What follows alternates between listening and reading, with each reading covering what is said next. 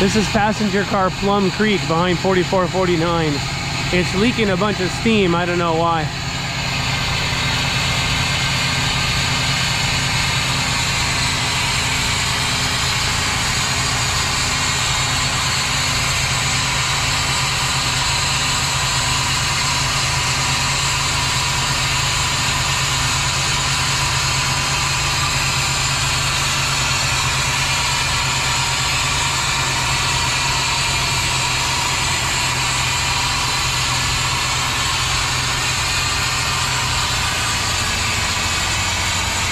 There's a walkway on this side of the train, so I can check it out like this.